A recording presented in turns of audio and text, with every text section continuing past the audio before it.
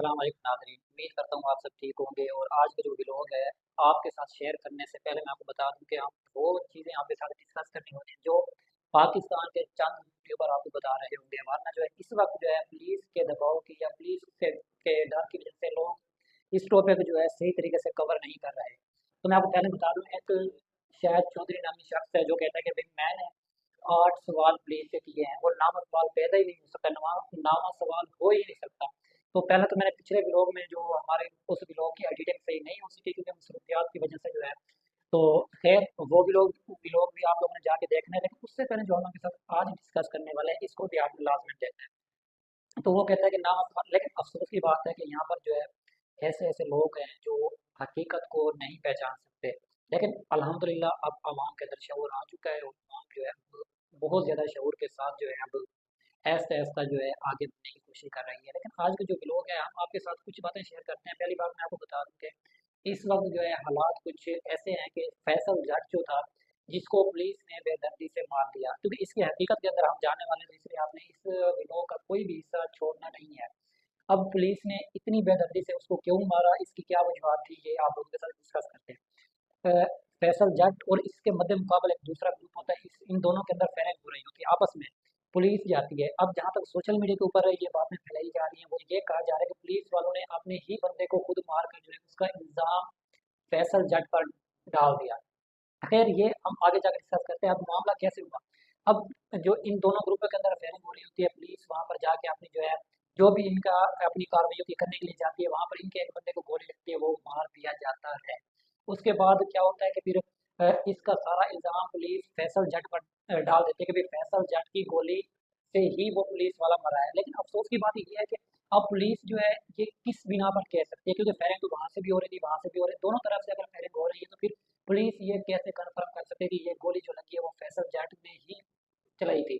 पहला सवाल, जो सवाल वो शायद चौधरी जो है अपने आप को पता नहीं क्या कहता है, मुझे नहीं पता, लेकिन वो ये बात कैसे कन्फर्म साबित कर सकते हैं कि जो गोली उस पुलिस वाले को लगी थी वो फैसल जट की ही राइफल से या J3 जो जिसका नाम वो शायद चौधरी कह रहा था कि भी वो बहुत खतरनाक चीज़ है, उससे चली थी। ये बात शायद चौधरी क्या पुलिस वाले भी और शायद चौधरी भी कन्फर्म नहीं कर सकता कि ये जो गोली चली थी ये फैसल जट की ही राइफल से चलाई गई थी या उसकी तरफ से चली थी।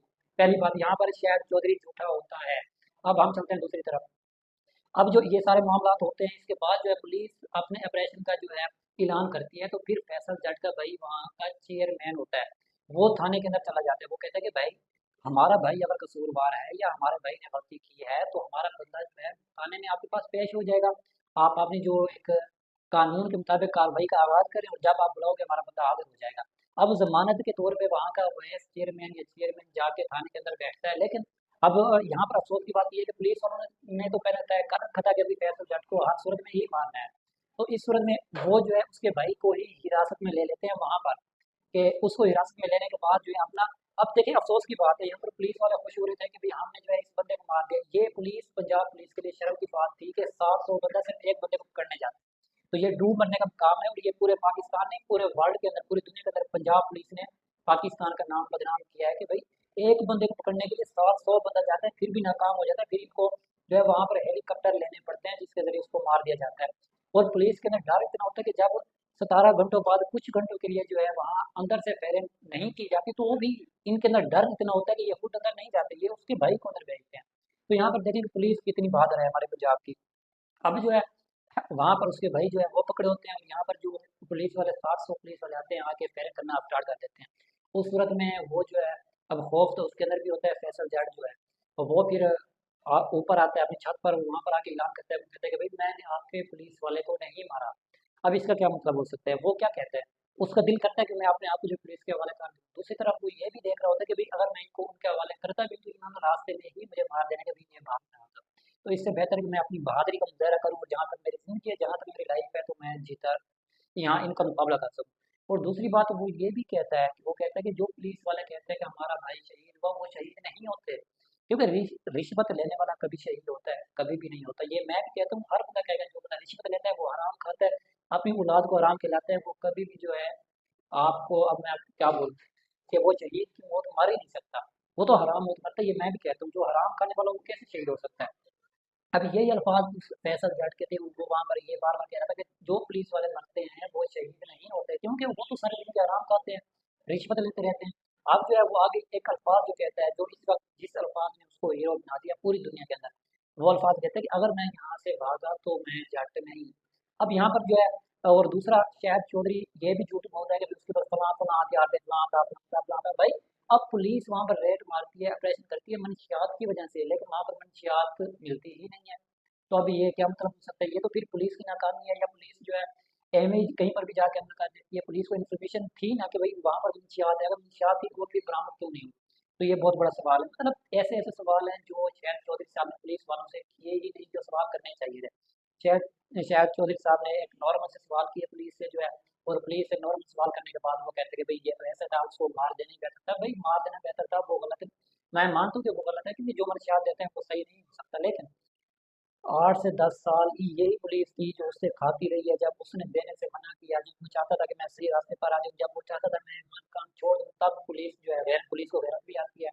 और अफसोस की बात ये है, पुलिस वाले यहाँ पर उस बंदे को मारने के बाद जश्न ऐसे मना रहे थे, खुश ऐसे हो रहे थे जैसे उन्होंने इंडिया के बॉर्डर को फतह कर लिया हो। ये जो है बहुत शर्म की बात है। और ये पंजाब पुलिस ने पाकिस्तान का नाम पूरी दुनिया में बदनाम किया। अगर आप देखें, इंडिया के लोग जाके देखें कि इंडिया के लोग इसको हीरो कह रहे हैं। और अफसोस यहाँ पर मैं आपको एक और बात ऐड करता चलूँ कि ये सारा मामला जो हुए थे, ये सिर्फ इस वजह से हुए थे कि पुलिस ने जो दूसरी गैंग है, जो दूसरे लोग वहाँ पर मंशियात बेचते हैं, उनको आगाह कर रही थी कि भाई अगर आप लोगों ने जो है हमारे साथ कोई ऐसा किया, हमें टाइम पर पैसे ना भेजे, तो फिर आपका अंजाम भी यही होगा।